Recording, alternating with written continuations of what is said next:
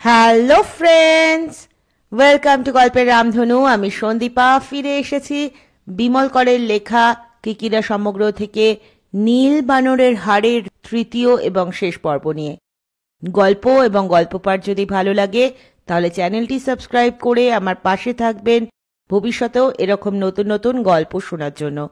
আর গল্পটি ভালো লাগলে গল্পের শেষে একটি লাইক করতে ভুলবেন না। তাহলে শুরু করা যাক শ্রী বিমল করের লেখা কিকিরা সমগ্র থেকে নীল বানরের হাড়ের তৃতীয় এবং শেষ পর্ব। ৬-৭টা দিন তারাপদদের সঙ্গে কিকিরার দেখা সাক্ষাৎই হলো না। না হওয়ার কারণ মাঝে দুদিন পর পর কলকাতায় সন্ধ্যের গোড়ায় ঝড় বৃষ্টি হয়ে গেল। চৈত্র মাসের কাল বৈশাখী। যেভাবে লাফে লাফে গরম পড়ছিল, এক আধ পশলা বৃষ্টির জল না পেলে শহরটার আগুনে রুক্ষ চড়া ভাব আর কমতো না। বৃষ্টি হয়ে বাঁচিয়ে দিল মানুষগুলোকে। শুধু তারাপদরা একদিন এসেছিল কিকিরার কাছে, দেখা পায়নি। তিনি যে কোথায় গিয়েছেন বগলা বলতেও পারল না। স্বাধীনের মাথায় দেখা পাওয়া গেল কিকিরার। চন্দন বলল, আপনি কি উধাও হয়ে গিয়েছিলেন? আমরা এসে ফিরে গিয়েছি, বগলদা বলেনি? কিকিরা মাথা নাড়লেন। বলেছে, ঝড় বৃষ্টির দুদিন বেরোতে পারিনি, তোমরা তারপরে এসেছ। গিয়েছিলেন কোথায়? নন্দবাবুর বাড়ি। ও, কেমন আছেন ভদ্রলোক? পায়ের ব্যথা কমেছে, হাঁটতে পাচ্ছেন খুঁড়িয়ে খুঁড়িয়ে। হাতের প্লাস্টার কাটতে দেরি আছে। কতদিন হলো? 6 সপ্তাহের আগে। নন্দবাবু বললেন আলমারিটা তিনি ফেরত পাঠিয়ে দেবেন। সে কি, কেন? বলছিলেন তার বাড়ির লোক ভয় পেয়ে গিয়েছে। স্ত্রী তো বটেই, ছেলেও বলছে ফেরত দিয়ে দিতে। তারাপদ সন্দেহের গলায় বলল, আবার কিছু হয়েছে নাকি? হ্যাঁ, বাড়িতে ফোন আসতে শুরু করেছে। দুদিন ফোন এসেছিল, সেই একই গলা, শাসাচ্ছে নন্দবাবুকে। তারাপদ চন্দনের দিকে তাকালো একবার।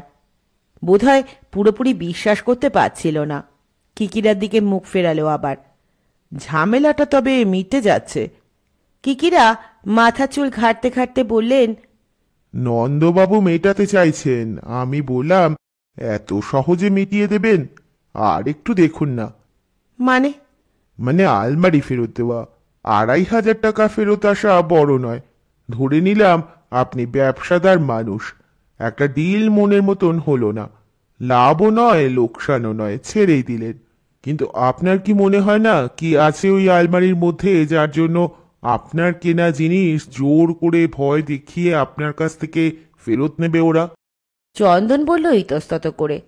কি বললেন নন্দবাবু? বললেন, না মশাই, আর আমার সাহস হয় না। ছেলে তো একেবারে বেঁকে বসেছে। বলছে জেদ করে বিপদ ডেকে আনার দরকার কি এই বয়সে? নিজের প্রাণ বড় না জেদ? ছেলে ভয় পেয়েছে স্যার। হ্যাঁ, নিরীহ ছেলে। তাছাড়া বাপের ব্যবসা নিয়ে তার মাথা ব্যথা নেই। তা আমি নন্দবাবুকে বললাম, আলমারিটা ফেরত দেওয়ার আগে আপনি একটু চালাকি করুন। চালাকি?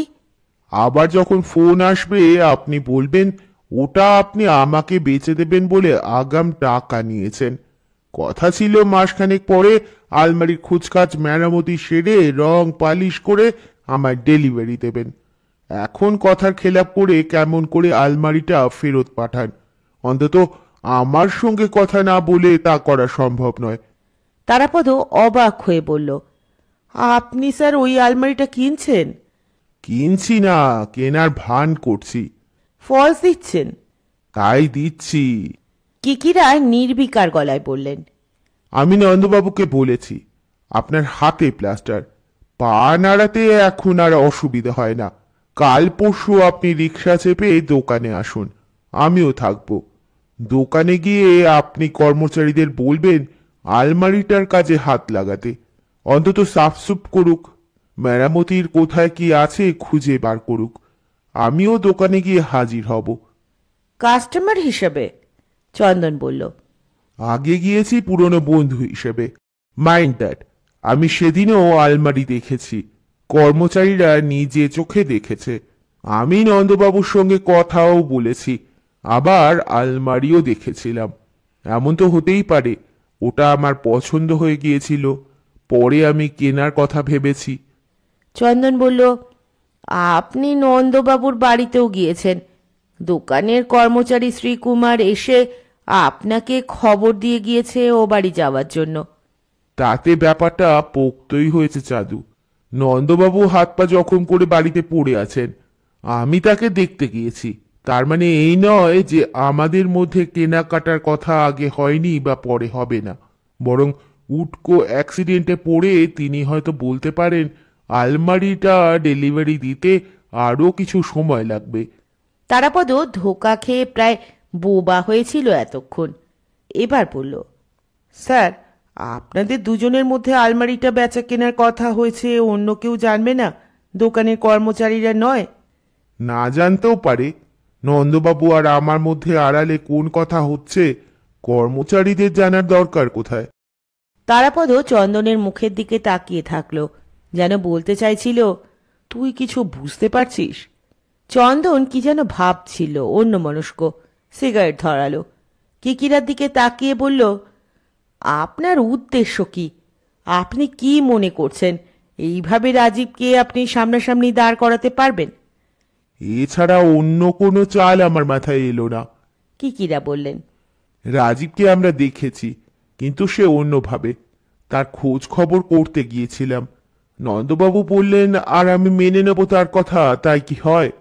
ওরও তো কোনো মতলব থাকতে পারে। রাজীব ব্যাপারটা যদি মন গড়া হয়, যদি দুজনের মধ্যে এমন একটা চুক্তি হয়, রাজীব একদিন দোকানে ঢুকে যাত্রা থিয়েটার করবে, তারপর হুট করে দোকানে আগুন লাগিয়ে দিলাম নিজেরাই, আর আগুনে পুড়ে দোকান ছাই হয়ে ইন্স্যুরেন্সের লাখ 2-3 টাকা হাতে আসবে। বলেন কি স্যার? এইসব আকছার হয়, ম্যানেজ করতে পারলে তুমি ধরা পড়বে না তারাবাবু। লাখ 2-2.5 টাকা এলো ইন্স্যুরেন্স থেকে। তারপর ধরো তুমি আর দোকান নিয়ে মাথা ঘামালে না, মাথা ঘামিয়ে জায়গাটা অন্য পার্টিকে বেচে দিলে। ওসব জায়গায় দোকান ঘর পেতে হলে এখন 1,050 গুজে দিতে হয় হাতে, ব্ল্যাক মানি। নন্দবাবু যে এমন দাও মারতে চাইছে না বুঝবো কেমন করে? দোকানের অবস্থা তো টিমটিমে, ছেলের কোনো আগ্রহ নেই দোকানে। এই অবস্থায় কথা শেষ করতে পারলেন না কিকিরা। চন্দন অবাক গলায় বলল, আপনি বলছেন কি? আপনার মাথায় এত রকম প্যাচ ঘোরে? অবাক করলেন স্যার। ভেতরে ভেতরে আপনি অনেক এগিয়েছেন তো। কিকিরা হাসলেন। প্যাঁচ নয়, প্যাঁচালো গিটের মুখ খোলার চেষ্টা। সবই যদি যদি লেগে যায়। তারাপদ বলল, আচ্ছা, একটা কথা ভেবেছেন? কি? নন্দবাবু চালাকি করে আপনাকে মাঝখানে খাড়া করে দিলেন আপনারই কথা মতন, কিন্তু এমন কি গ্যারান্টি আছে যে রাজীব তা বিশ্বাস করবে?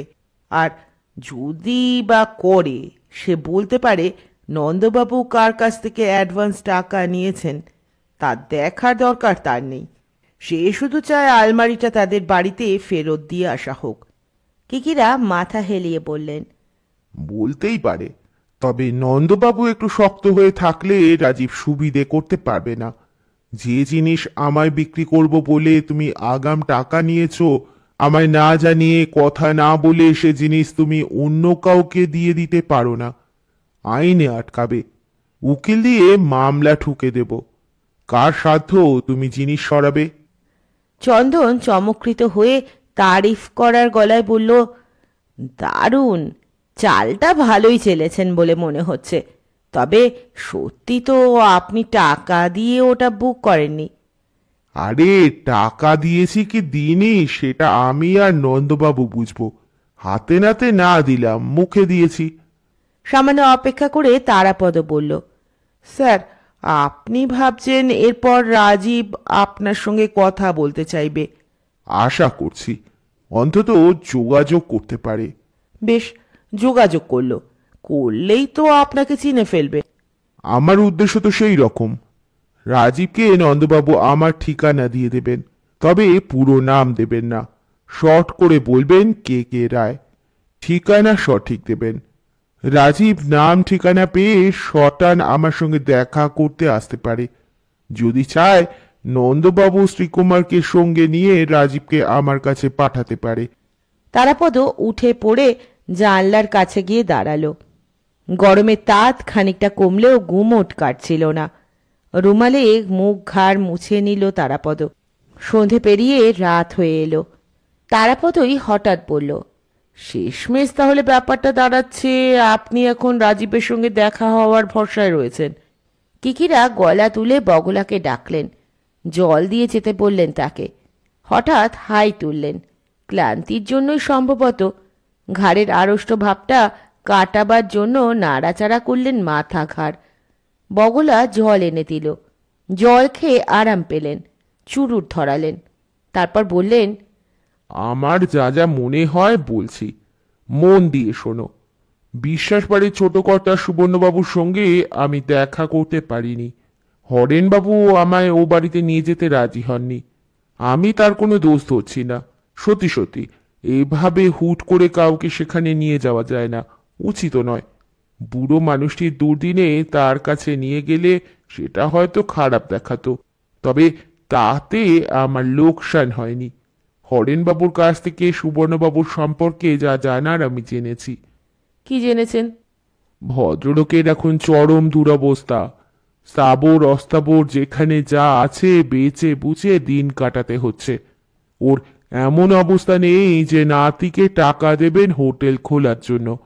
রাজীব হোটেলের ব্যবসায় নেমেছে দীঘায় গিয়ে, এটা তিনি জানেন, কিন্তু তাকে আর্থিকভাবে সাহায্য তিনি করতে পারেননি, করা সম্ভবই নয়। রাজীবের হাতে টাকা এলো কেমন করে? হরেনবাবুর ধারণাই বোধহয় ঠিক। রাজীব নিশ্চয়ই তার বাবার গচ্ছিত কিছু পেয়েছে। মায়ের গয়নাগাটিও বেচে দিতে পারে টাকার জন্য, না হয় কোথাও থেকে ধার কর্জ করেছে। এছাড়া আর কি বলবো?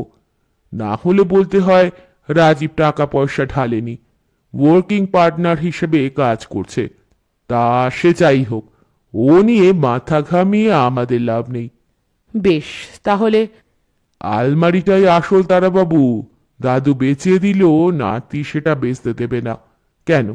আগে কত কি না দাদু বেচে দিয়েছেন, আসবাবপত্র। রাজীব ফেরত পাওয়ার জন্য হন্যে হয়ে উঠেছে? না, কিছুতেই নয়। যদি হতো সুবর্ণবাবু বিনা দ্বিধায় আলমারি বেচতেন না। এ তো এক পাজল স্যার। একটা কাঠের আলমারি যত পুরনোই হোক, তার সঙ্গে এমন কি মিস্ত্রি জড়িয়ে থাকতে পারে যে তা নিয়ে এত কাণ্ড হবে? কিকিরা চুরুটটা রেখে দিলেন। আগুন নিভে গিয়েছে। গলা পরিষ্কার করলেন, বললেন, আমি নন্দবাবুকে বলেছি আপনি আলমারির কাজে হাত লাগান, ভেতর বাইরে দেখুন ভালো করে, যদি কিছু নজরে আসে। কি আসবে? কেমন করে বলবো? ওই আলমারিটায় আমি ওপর থেকে যা দেখেছি, একটা তাকে ড্রয়ার খুব খাপ আছে। এখন যেমন আলমারিতে লকারের ব্যবস্থা থাকে, তা থাকবে বই কি, সেটা স্বাভাবিক, কিন্তু কিকিরা থেমে গেলেন। চুরুটটা আবার ধরবার চেষ্টা করে হাল ছেড়ে দিলেন। রদ্দি চুরুট। কিন্তু কি? চন্দন বলল অধৈর্য হয়ে। ওর মধ্যে কোনো সিক্রেট পকেট বা খোপের ব্যবস্থা আছে, যা বাইরে থেকে হাজার খুঁজলেও ধরা মুশকিল। পুরনো কালের আলমারিতে ওসব থাকতো, নন্দবাবু জানেন। এখনো থাকে, তবে রেয়ার। ব্যাংক লকার হয়ে যাওয়ার পর বিশেষ বিশেষ দামি জিনিস কাগজপত্র রাখার সুবিধে হয়ে গিয়েছে। ধরো হীরের নেকলেস, নীলার আংটি, চুনির গয়না থেকে কোনো অত্যন্ত জরুরি দলিল দস্তাবেজ কাগজ তো আলগোছে সকলের চোখের সামনে ফেলে রাখা যায় না, লুকিয়েই রাখতে হয়। আপনি বলতে চাইছেন সেরকম কিছু লুকিয়ে রাখা আছে ওই আলমারির লুকোনো কোনো পকেটে, মানে খাপ খোপরে? আমার তাই ধারণা। আর সেটা রাজীবই শুধু জানে, সুবর্ণবাবু জানতেন না, জানেন না। রাজীবের কাছে আলমারিটার দাম নেই, ওই লুকোনো জিনিসটাই আসল, সেটা তার চাই। কিন্তু যতক্ষণ না আলমারিটা ফেরত পাচ্ছে, সে নিশ্চিন্ত হবে কেমন করে? চন্দন আর তারাপদ চুপ। পরস্পরকে দেখলেও বার কয়েক। তারা কিছু ভাবতেই পারছিল না।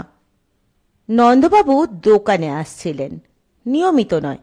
একদিন আসেন তো পরের দিন বাদ যায়। রিক্সা করেই আসেন। প্লাস্টার করা ভাঙা হাত বুকের কাছে ঝোলানো থাকে। আসেন, বসেন। কর্মচারীরা আলমারি পরিষ্কারের কাজ শুরু করল। নন্দবাবু চোখ রাখেন, আবার মাঝে মাঝে অন্যমনস্কভাবে বাইরের দিকে তাকান। রাস্তার লোক দোকানের কাছাকাছি চলে এলেই তার উদ্বেগ বেড়ে যায়। কিকিরাও আসেন দোকানে। নন্দবাবুর সঙ্গে কথাবার্তা বলেন নিচু গলায়।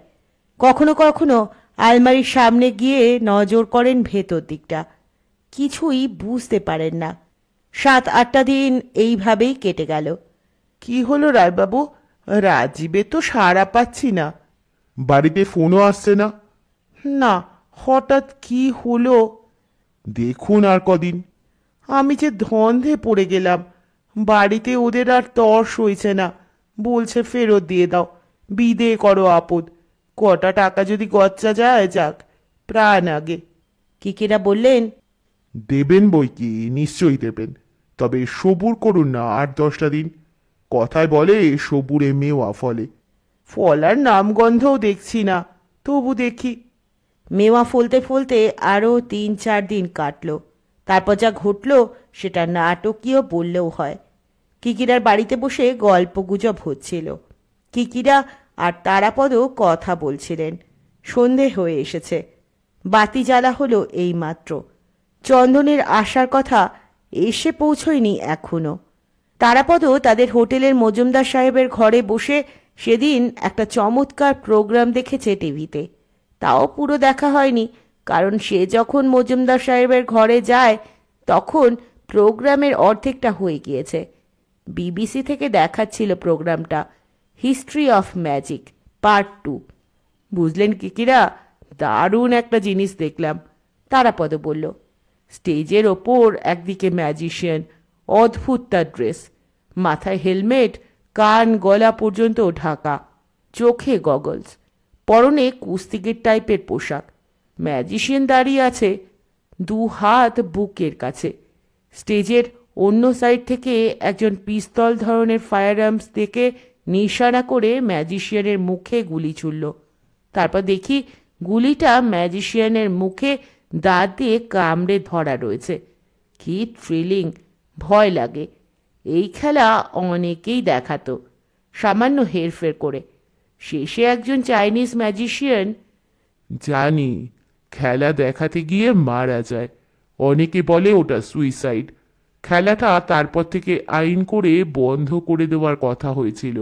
এখনো দেখানো হয় বলে শুনিনি। তারাপদ বলল, যাই বলুন, খেলাটা দেখতে বেশ ভয় করে, তবু তো সামনাসামনি দেখছি না। এমন সময় বগলা এলো। দেখা করতে এসেছেন একজন। নিয়ে এসো। কয়েক মুহূর্ত পরে যে এলো তাকে দেখে কিকিরা অবাক। রাজীব। তারাপদ তাকিয়ে থাকল। রাজীব কিছু বলার আগেই কিকিরা নিজের জায়গা ছেড়ে উঠে দাঁড়ালেন। খাতিরের গলা করা বললেন, আরে বসুন আপনি। রাজীব কোনো জবাব দিল না। প্রথমে কিকিরাকে দেখল লক্ষ্য করে, পরে তারাপদকে, শেষে ঘরটাও নজর করে দেখে নিল। কিকিরা আবার বললেন, দাঁড়িয়ে কেন, বসুন না। রাজীব বসল তারাপদর পাশের চেয়ারে। আমার ঠিকানা খুঁজে পেতে অসুবিধে হয়নি তো? না, শ্রীকুমার পৌঁছে দিয়ে গেল। কিকিরা বললেন স্বাভাবিক গলায়, যদিও চাপা মজার ভাব ছিল তার কথায়। রাজীব বলল, শ্রীকুমার নয়, সুশীল। সুশীল? মানে দোকানের সুশীল? সে? রাজীব ভুঁড়িতা করল না। আমার লোক। নন্দবাবুর দোকানে তোমার? বলেই নিজেকে শুধরে নিলেন কিকিরা। আপনার লোক? আপনি আমাকে তুমি বলতে পারেন, আপত্তি নেই।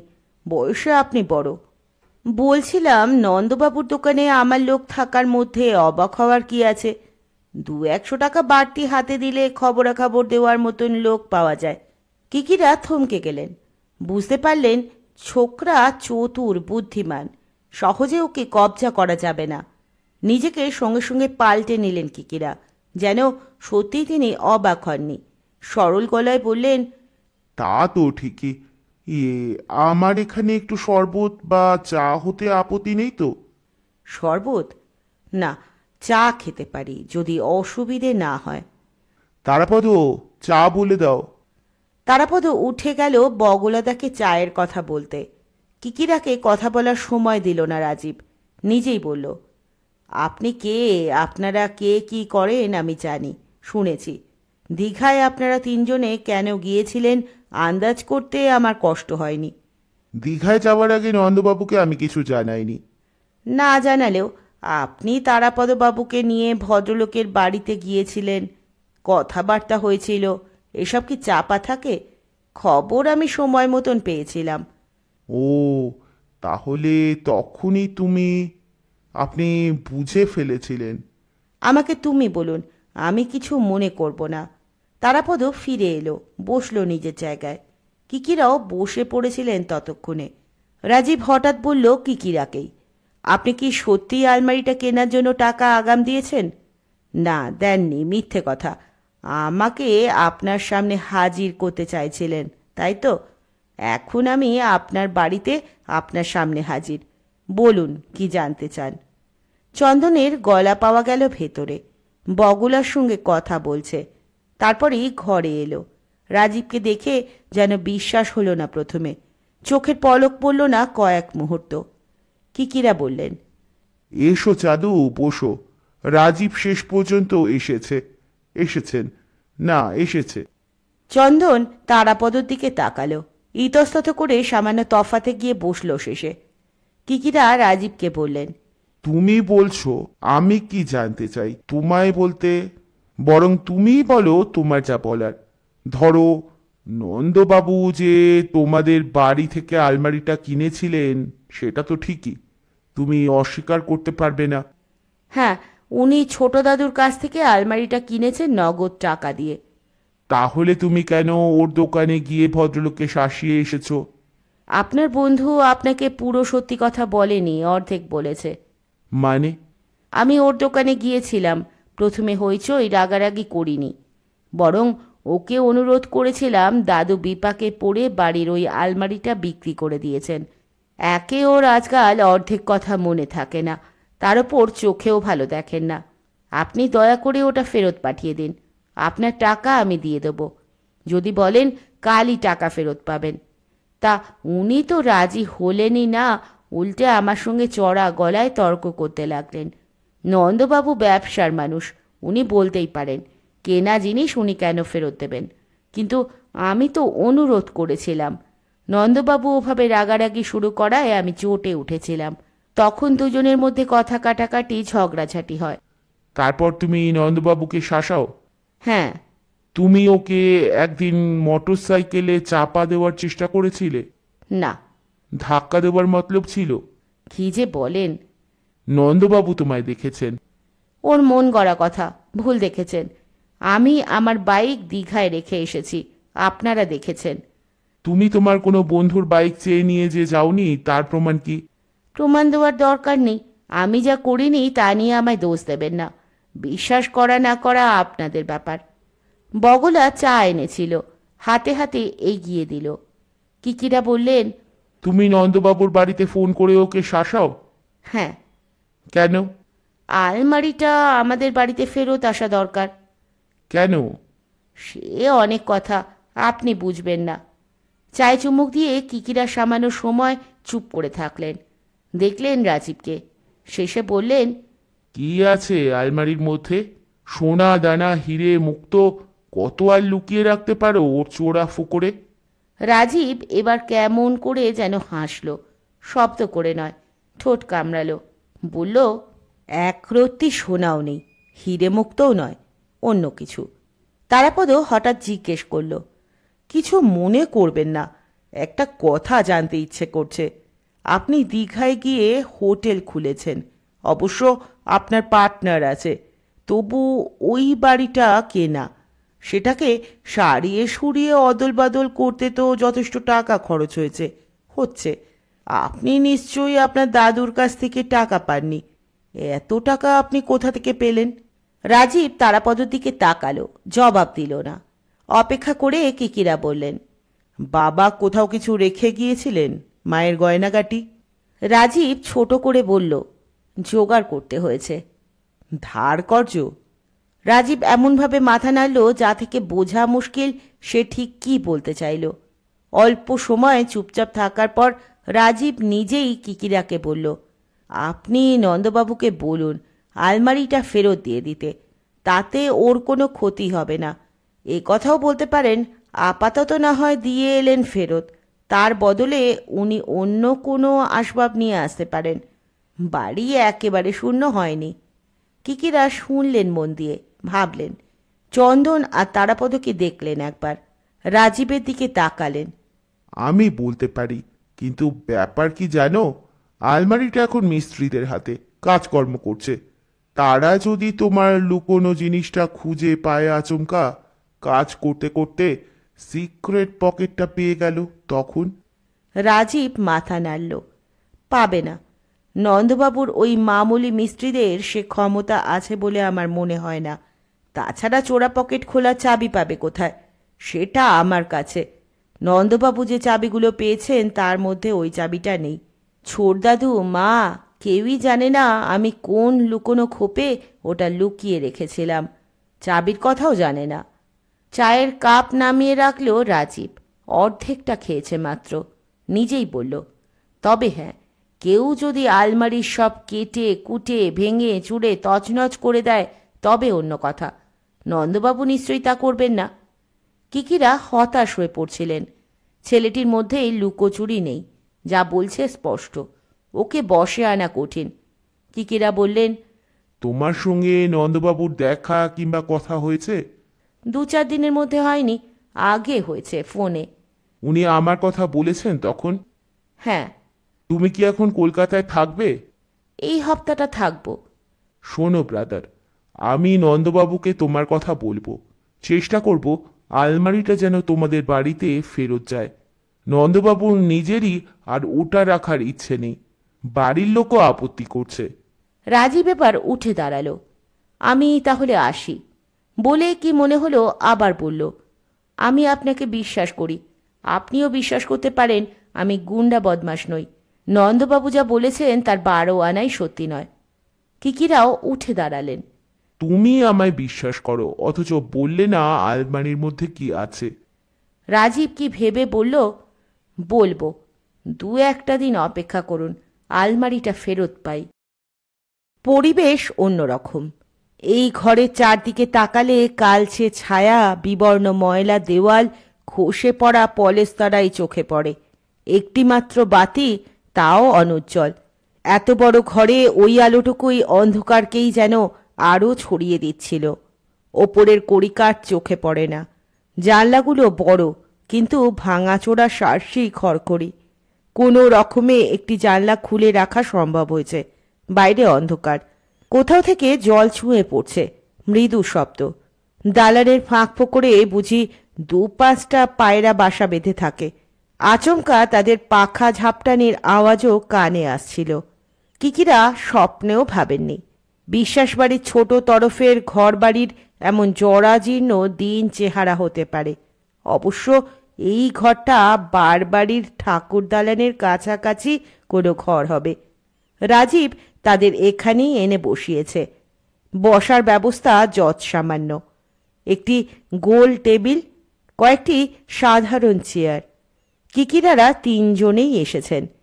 কিকিরা, তারাপদ, চন্দন। আর এসেছেন নন্দবাবু। নন্দবাবুকে আনার দায়িত্ব ছিল কিকিরার ওপর। রাজীব জানিয়েছিল আপনারা আসার সময় নন্দবাবুকেও দয়া করে নিয়ে আসবেন। ওরা 4 জন পাশাপাশি বসে গোল টেবিল ঘিরে। রাজীবও বসল এক পাশে। কিকিরা কিছু বলতে যাচ্ছিলেন, তার আগেই রাজীব বলল, আমি কথা দিয়েছিলাম নন্দবাবুর টাকাটা আমি ফেরত দিয়ে দেব, আপনাদের সামনেই সেটা দিচ্ছি বলে একটা খাম বার করে নন্দবাবুর দিকে এগিয়ে দিল। পৌঁছে দেওয়ার খরচার টাকাও ওর মধ্যে আছে। নন্দবাবুকে ধন্যবাদ, পরশু আমি আলমারিটা ফেরত পেয়েছি। তারপর কিকিরার দিকে তাকালো। আপনাকেও ধন্যবাদ রায়বাবু। কিকিরা বললেন, এবার তাহলে তুমি তোমার কথা রাখো। বলেছিলে আলমারি ফেরত পাওয়ার পর তুমি যা বলার বলবে, কোনো কথাই গোপন রাখবে না। রাজীব মাথা নাড়ল, বলল, বলবো বলেই আপনাদের একটু কষ্ট করে এ বাড়িতে আসতে বলেছিলাম। আপনারা এসেছেন, সত্যি আমি কৃতজ্ঞ। চন্দন বলল, আমরা আসতুম, আপনি আপনার কথা বলুন। রাজীব সামান্য চুপ করে থেকে বলল, দীঘায় যখন আপনাদের সঙ্গে আমার আলাপ হয় তখন কথায় কথায় আমি বলেছিলাম আমার বাবা ছিলেন ডাক্তার। মনে আছে সে কথা? কিকিরা বললেন, আছে। পেশা ছিল ডাক্তারি, আর নেশা ছিল জঙ্গলে জঙ্গলে ঘুরে বেড়ানো। শিকারের শখ ছিল একসময়, পরে আর শিকার করতেন না, সেটা বন্ধ হয়ে যায়, সরকারি নিষেধ ছিল। তবে কোথাও কোনো খ্যাপা জন্তু বেরোলে লোকে এসে তাকে ধরত, যেতেনও মাঝে মাঝে। একটা কথা আপনাদের সেদিন বলিনি, দরকার মনে করিনি। আমার বাবা ঠিক পুরোপুরি রোগী দেখা ডাক্তার ছিলেন না, তার মাথায় অন্য একটা চিন্তাও থাকতো। জঙ্গলে জঙ্গলে ঘুরে বেড়াবার সময় বাবা লক্ষ্য করতেন একেবারে জঙ্গলি দেহাতি গরিব মানুষরা অসুখ বিসুখ হলে গাছগাছালি এটা ওটা নিয়ে কিভাবে নিজেদের চিকিৎসা করে।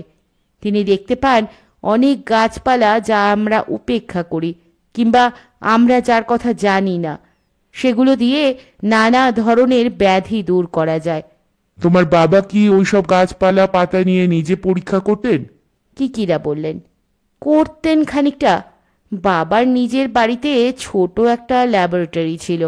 বাবার বন্ধু কুমুদ কাকা ছিলেন ফার্মাকোলজির লোক, কেমিস্ট। তাকে দিয়ে বাবা 2-4টে খুচরো ওষুধও তৈরি করিয়েছিলেন। তার মধ্যে একটা তখন ভালোই চলতো বাজারে, জন্তু জানোয়ার বিষাক্ত পোকামাকড়ের কামড়ে বিষিয়ে যাওয়া ঘায়ের ওষুধ। 2 পয়সা রোজগারের জন্য বাবা এসব করতেন না, ঠিক কৌতূহল ছিল, ঝোঁকও বলতে পারেন। তা একবার বাবা মধ্যপ্রদেশের এক জঙ্গলে যান, সঙ্গে কুমুদ কাকা। কুমুদ কাকাও মাঝে মাঝে বাবার সঙ্গী হতেন। মধ্যপ্রদেশের কোথায়? তারাপদ বলল, পাঁচমারির কাছে। জায়গাটার নাম আমার মনে পড়ছে না, জারিয়া ফরেস্ট হবে হয়তো।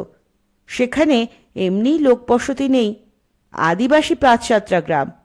সভা সমাজের সঙ্গে তাদের কোনো সম্পর্ক নেই।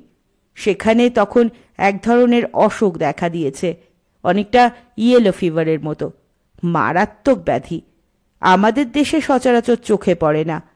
বাবা লক্ষ্য করে দেখলেন ডুমুর গাছের মতন এক জাতের গাছের ফল জলে ফুটিয়ে সেটা রোগীদের খাওয়ানো হচ্ছে, বেঁচেও যাচ্ছে অনেকে। ফেরার সময় বাবা আর কুমুদ কাকা সেই গাছের পাতা, ছাল আর ফল নিয়ে চলে আসেন কলকাতায়। আচ্ছা, এখানে এসে নিজেরা রিসার্চ করতে শুরু করেন? কিকিরা বললেন। রাজীব মাথা নাড়ল। মাস 6 চেষ্টার পর একটা রেজাল্ট পাওয়া গেল। ইয়েলো ফিভার ঠিক নয়, তবে ওই ধরনের অসুখের পক্ষে কাজে লাগতে পারে। বাবা তার নোট বইয়ে রিসার্চের কথাগুলো লিখে রাখেন, যাকে বলে ফার্মাকোলজিক্যাল প্রোফাইল। তার ইচ্ছে ছিল নানা অসুবিধে ও অর্থাভাবের জন্য নিজেদের পক্ষে এই গবেষণা নিয়ে আর যখন এগুলো সম্ভব নয় তখন কোনো বড় ওষুধ কোম্পানিকে সেটা বেচে দেবেন। তারা আরও নিখুঁতভাবে রিসার্চ করে ওষুধটা তৈরি করতে পারবে। কিকিরা সন্দেহ করে বললেন, সেই কাগজপত্র মানে নোটস আর পাওয়া যায়নি? পরে পাওয়া গিয়েছে, আমি পেয়েছি। রাজীব বলল, যখন আমি পেয়েছি তখন আমার বয়স 20-র মতন। বাবা মারা গিয়েছেন আমার 10 বছর বয়সে। ওটা কি চুরি গিয়েছিল? না, বাবা লুকিয়ে রেখেছিলেন, আমি হঠাৎ পেয়ে যাই। তোমার বাবা মারা যাওয়ার পর তোমরা তো দাদুর কাছে চলে আসো, তোমাদের নিজস্ব বাড়ি ছেড়ে। এ বাড়িতে আসার পর কাগজপত্র পেলে 10 বছর পরে। এতদিন এই কাগজগুলো কোথায় ছিল? ও বাড়ি না এ বাড়িতে? ও বাড়িতেই ছিল, মায়ের আলমারির একটা লুকোনো খোপে। মা জানতেন না। মা যখন বাপের বাড়িতে চলে আসেন তখন ও বাড়ি থেকে সামান্য কয়েকটা নিজের জিনিস নিয়ে এসেছিলেন, আলমারিটাও। তারাপদ বলল, তাহলে আলমারিটা আপনার মায়ের, দাদু সেটাই বেচে দিয়েছিলেন? মাথা নাড়ল রাজীব। না না, মায়ের আলমারি থেকে সরিয়ে আমি দাদুর একটা আলমারিতে রেখে দিয়েছিলাম। দাদু সংসারের খোঁজ খবর এখন আর রাখেন না, চোখেও দেখেন কম, অন্ধ হয়ে এসেছেন প্রায়। কিকিরা বললেন, আলমারির কোথায় ওটা ছিল? বাঁদিকে ড্রয়ারের পেছনে। অবশ্য আপনি ড্রয়ার টেনে বার করে নিয়েও কিছু দেখতে পেতেন না। ড্রয়ার টেনে বার করে নিলে পেছনে দেখতেন আলমারির কাঠ, কিন্তু বুঝতে পারতেন না পেছনের দিকে একটা চোরা খোপ আছে, ধরা যায় না। সেই খোপের চাবি নিচের দিকে, ছোট্ট চাবি। ওটা আমার কাছে থাকে, কেউ জানে না। নন্দবাবু কিকিরার দিকে তাকালেন, যেন বোঝাতে চাইলেন, দেখেছেন আমিও সেই চাবি পাইনি, জানি না ওরকম কোনো চোরা খোপ আছে। কিকিরা বললেন, কিন্তু ডান আর বা দুটো ড্রয়ার পাশাপাশি রাখলে তো বোঝা যেত মাপের হেরফের আছে। বাঁদিকে ড্রয়ারের মাপ লম্বায় ছোট হতো। রাজীব হাসল যেন। না, তাও বোঝা যেত না। ডান দিকে ড্রয়ারের লম্বার মাপ একই রকম ছিল, যদিও তার পেছনে কোনো চোরা খোপ রাখা হয়নি। লোক ঠকাবার কারিকুরি তখনকার মিস্ত্রিদের ভালোই জানা ছিল। বাইরে হাওয়া উঠেছে, জল পড়ার সেই একই রকম শব্দ। ঘরের আলো কমে আসছে মাঝে মাঝে, দেওয়ালগুলো আরও কালচে দেখাচ্ছিল। রাজীব জামার পকেট থেকে একটা কি বার করল, রাখল টেবিলে। কিকিরারা অনুমান করলেন ওটা চামড়ার ব্যাগ, তবে চওড়ায় সরু, চশমার খাপের মতো অনেকটা, লম্বায় ইঞ্চি 6, বেশিও হতে পারে সামান্য। কেউ কিছু বলল না।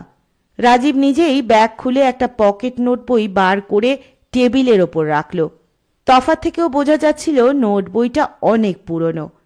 চন্দন বলল, এটা কি আপনার বাবার সেই পুরনো নোট বই? হ্যাঁ, দেখতে পারি। আপনি ডাক্তার মানুষ, দেখলেই নিশ্চয়ই আন্দাজ করতে পারবেন, তবে অকারণ দেখা, আমায় বিশ্বাস করতে পারেন। বলে একটু থেমে চন্দনকেই বলল, আপনি বোধহয় জানেন কাগজেও 2-4 বার একটা খবর বেরিয়েছে। হালে এক ধরনের ভাইরাল অসুখ ইস্ট এশিয়া থেকে এসে এদেশের উত্তর পূর্ব দিকে ছড়িয়ে পড়ছে। অসুখটা মারাত্মক, তার লক্ষণটাও ইয়েলো ফিভারের মতন। চন্দন বলল, কানে গিয়েছে, তবে আমি নিজে বেশি জানি না। আমারও জানার কথা নয়, বেশি জানি না, তবে কুমুদ কাকা আমায় জানিয়েছেন। তিনি এখন গুজরাটে থাকেন, বড় একটা ওষুধ কোম্পানির রিসার্চ ল্যাবরেটরির মাথায় বসে আছেন, অ্যাডভাইজার। তার বয়স হয়েছে, মানুষটিও একলা। তিনি আমায় চিঠিতে জানিয়েছিলেন, বাবা সেই কাগজপত্রগুলো যদি উদ্ধার করা যায় তবে এ সময় কাজে লাগতে পারে। মানে তুমি সেই কাগজপত্র ওদের কোম্পানিকে বেচে দিতে পারো? কিকিরা বললেন। রাজীব বলল, হ্যাঁ, এতে দোষ কোথায়? আমার বাবার নোট বইটা রেখেছি স্মৃতি হিসাবে। আমি তো আর রিসার্চ করব না, আমার ল্যাবরেটরি বা ওষুধ কোম্পানিও নেই। ওটা যদি কুমুদ কাকার কাজে লাগে মানুষের উপকার হবে, তাই না? তুমি তাহলে ওটা বেচে দিতে চাও? রাজীব মাথা নাড়ল। হ্যাঁ, বেচে দিতে চায়। বোধহয় ভালোই টাকা পাবে। কত পাবো জানি না, কুমুদ কাকাই ব্যবস্থা করবেন। তারাপদ হালকাভাবে বলল, একেই বলে ভাগ্য। রাজীব কোনো জবাব দিল না। ব্যাগের মধ্যে আঙুল ডুবিয়ে আরও একটা কি বার করে টেবিলের ওপর রাখল, পাতলা কাপড়ে মোড়া। কাপড়টা খুলে নিল। কিকিরা দেখছিলেন, কিছু বুঝলেন না। সরু একটা কাঠি যেন, লম্বা, রং বোঝা যায় না, কালচে দেখাচ্ছিল। কি ওটা? তারাপদ বলল, হাড়ের টুকরো। কিকিরারা অবাক। কার হার? কিসের? বাবাকে একজন দিয়েছিল, বুড়ো এক জিপসি। সার্কাসে খেলা দেখাতো, জাগলারি, আগুনের খেলাও দেখাতো। মুখে আগুন নিয়ে সাইকেলের কসরত। সে হঠাৎ মারা যায়। বাবা তাকে দেখেছিল, বাঁচাতে পারেনি। হার দেওয়ার কারণ? শুনেছি হাড়টা বানরের, নীল বানরের। নীল বানরের? কিকিরা অবাক। তাই বলেছিল, নীল বানর দেখাই যায় না, এদেশে কেউ দেখেছে বলে শুনিনি। কি হবে এই হারে? ভাগ্য বাবার পরিবারকে চরম দুঃখ দুর্ভাগ্য থেকে বাঁচাবে। বাঁচিয়েছে? এ তো কবচ মাদুলি পাথর টাথর পড়ার মতন ব্যাপার। জানি না, আমার জন্য আমি ভাবি না, মা আর দাদুর জন্য ভাবি। দাদু হয়তো আর 2-4 বছরও নয়, কিন্তু মা না থাকলে আমার আর কি থাকতে পারে? রাজীব বড় করে নিঃশ্বাস ফেলল। কয়েক মুহূর্ত থেমে বলল, বাবা হঠাৎ চলে যাওয়ার পর আমরা খুবই বিপদে পড়েছিলাম। দাদু না থাকলে কি হতো জানি না। সেটাও তো ভাগ্য। এই হাড়ের কোনো গুণ আছে না আছে জেনে আমার লাভ নেই। মায়ের কথা ভেবে ওটা আমি কাছছাড়া করি না। ওটা নাকি জীবনে মাত্র একবার একটি প্রার্থনাই পূর্ণ করতে পারে। কিকিরা কিছু বললেন না। যত অলৌকিক অবিশ্বাস্যই শুনতে হোক, মায়ের ওপর ছেলের এই দুর্বলতা স্বাভাবিক, বিশেষ করে যে ছেলে কম বয়সে বাবাকে হারিয়েছে। কিছুক্ষণ চুপচাপ থাকার পর চন্দন বলল, আমরা এবার উঠতে পারি। কিকিরা মাথা নাড়লেন। হ্যাঁ, ওঠা যেতে পারে। নন্দবাবুই উঠে পড়লেন প্রথমে। মনে হলো তিনি চলে যাওয়ার জন্য যেন বেশি ব্যস্ত। বাড়ির বাইরে এসে নন্দবাবু একটা রিক্সা নিলেন। তার বাড়ি তেমন দূরে নয়, গলি দিয়ে চলে যাওয়া যায়। কিকিরারা একটা ট্যাক্সির জন্য বড় রাস্তার দিকে হাঁটছিলেন, সঙ্গে রাজীব। রাজীব হঠাৎ বলল, নন্দবাবুর অনেক ক্ষতি হলো। কিকিরা হাসলেন। হাসছেন? আমি জানি, খোঁজ করে দেখেছি। দোকানটায় আগুন ধরলে ওর লাভ হতো। আমি কিন্তু আগুন লাগাতাম না। তুমি লাগাতে না, তবে সেদিন দোকানে গিয়ে তুমি ঝগড়াঝাটি করে আসার পর ওর মাথায় এই দুর্বুদ্ধি দেখা দেয়। দেওয়ার কারণও আছে। দোকানটা এখন টিম টিম করে চলে। কর্মচারীদের ঠিক মতন মাইনে দিতেও পারেন না। পৈতৃক বাড়ি নষ্ট হয়ে যাচ্ছে। ছেলের কোনো উৎসাহ নেই দোকান সম্পর্কে। কি হবে ওই দোকান রেখে? তবে হ্যাঁ, দোকান ছাই হয়ে গেলে নন্দবাবুর নিশ্চয়ই প্রাণে লাগতো। সেটা সহ্য করা কঠিন হতো ওর পক্ষে। হয়তো ভেবেছিলেন 3.5 টাকা যদি হাতে আসে এখন দুঃখটা সামলে নিতে পারবেন। মানুষ এই রকমই হয় রাজীব। পাকে চক্রে হতাশায় সে কখন যে অন্যায়ের সঙ্গে রফা করে বসে কে জানে। তা বলে তুমি ভেবো না নন্দবাবু মানুষটি সত্যিই অত খারাপ। ভালো কথা, তুমি সব জানতে নাকি? রাজীব হেসে বলল, আমি তো আগেই বলেছি, আমার তরফেও একজনকে লাগিয়ে রেখেছিলাম দোকানে, সুশীল। তারাপদ আর চন্দন প্রায় একই সঙ্গে হেসে উঠে বলল, আপনি মশাই আগুন লাগাতে পারলেন না, অথচ ধোঁয়া ছড়িয়েই খেলাটা শেষ করে দিলেন। কি যে করলেন! ততক্ষণে ট্যাক্সি দেখতে পেয়ে গিয়েছিলেন কিকিরা। হাত তুলে থামালেন গাড়িটাকে। ডাকলেন তারাপদদের। এসো, চলি রাজীব। তোমার দীঘার হোটেলটার নামটা কিন্তু সাগর সঙ্গমই দিও। রাজীব হাসল। আপনারা কিন্তু আসবেন। ট্যাক্সি চলে গেল। শুনছিলেন শ্রী বিমল করের লেখা কিকিরা সমগ্র থেকে নীল বানরের হাড়ের শেষ পর্ব। কেমন লাগলো গল্পটি অবশ্যই জানাতে ভুলবেন না। আবার নতুন কোনো গল্প নিয়ে এসে হাজির হব পরের দিন। ততক্ষণ পর্যন্ত সকলে ভালো থাকবেন, সুস্থ থাকবেন, পাশে থাকবেন। নমস্কার।